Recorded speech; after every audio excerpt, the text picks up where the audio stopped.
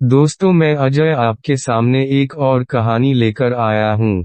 दोस्तों, यह कहानी एक ऐसे राक्षस की है जिसे आप लोग जानते होंगे या नहीं यह मुझे पता नहीं है। उस राक्षस का नाम है ब्रह्म राक्षस। भूत प्रेतों में भी कई योनियां होती हैं। अनेक नाम होते हैं, जैसे कि भूत प्रेत, पिशाच, राक्षस, डायन, चुड़ैल आदि बहुत से नाम होते हैं। तो दोस्तों, मैं आपका समय बर्बाद न करते हुए अपनी कहानी पर आता हूँ। हमारे गांव में एक ब्राह्मण रहते हैं, जिनका नाम है नत्थी लाल। लोग उन्हें शर्मा जी कहकर बुलाते हैं। उनके घर से कुछ दूर खेत था। उस खेत पर एक बहुत बड़ा पीपल खड़ा था। वह पीपल बहुत पुराना था। कुछ समय बाद उन्होंने उस खेत पर घर बनवाने की सोची। पहले वाला घर बहुत छोटा होने की वजह से उन्होंने खेत पर घर बनवाने की सोची। उन्होंने उस पीपल को काट कर अपना घर बनवा लिया। कुछ दिन तो ठीक ठाक चला, पर कुछ दिन बाद शर्मा जी बड़े परेशान रहने लगे। वह पूजा करते थे, कभी नहीं। तो उनकी बीवी ने उनके बदले स्वभाव को देख उनसे पूछा कि तुम पूजा भी नहीं करते, आजकल बदले से रहते हो, कभी बच्चों को डांटते रहते हो, तुम्हें हुआ क्या है? पंडित जी के चेहरे पर मुस्कान आई और वे कहने लगे, मेरे घर को तोड़कर अपना घर तो बना लिया है, और इसे क्या पूजा करने की कह रही हो? सब कुछ मैं ही हूँ, मैं ही भगवान हूँ। इसे पूजा करने की कोई जरूरत नहीं है।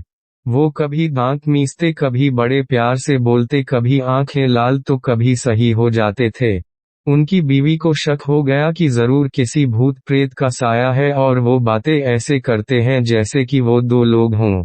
तब पंडितानी ने उनको बिठाकर आसन लगाकर हनुमान चालीसा पढ़ने लगी। वो सोच रही थी अगर कोई भूत प्रेत होगा तो भाग जाएगा, पर पंडित जी पर उसका कोई असर नहीं पड़ा। वे एक टक लगाए देखे जा रहे थे।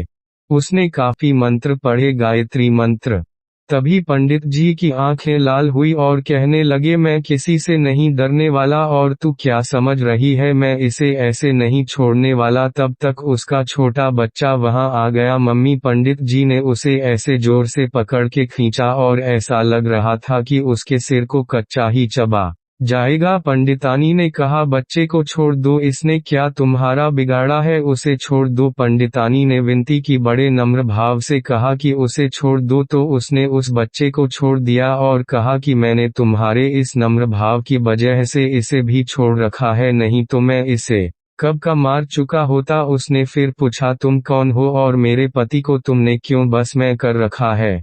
आप हमसे क्या चाहते हो, आप हो कौन? तब उसने कहा, अगर अपना भला चाहती हो तो पीपल के पेड़ लगाओ, जितने भी हो सके पेड़ लगाओ, फिर मैं बताऊंगा कि मैं कौन हूँ और फिर मैं चला जाऊंगा। तब पंडित जी की बीवी ने 101 पेड़ पीपल के लगाए। एक दिन उसकी पत्नी ने देखा कि आज पंडित जी सुबह उठकर पूजा पाठ करके आ चुके हैं।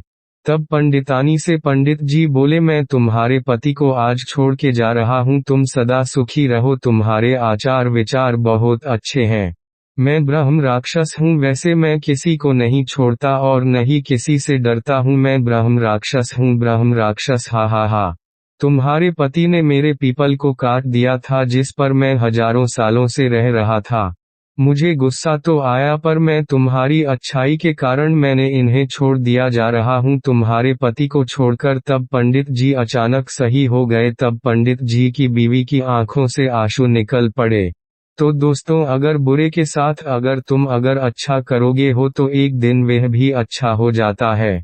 दोस्तों, यह थी ब्रह्म राक्षस की कहानी। अब आगे की कहानी अगली बार बताऊंगा। दोस्तों, आपको कहानी अच्छी लगी तो चैनल को सब्सक्राइब करें, शेयर करें, कमेंट करें। अपने प्यारे प्यारे कमेंट करके हमें बताएं आपके लिए हम कैसी कहानियाँ लेकर आएँ। धन्यवाद हो आपका। थैंक यू सो मच कहानी सुनने के लिए।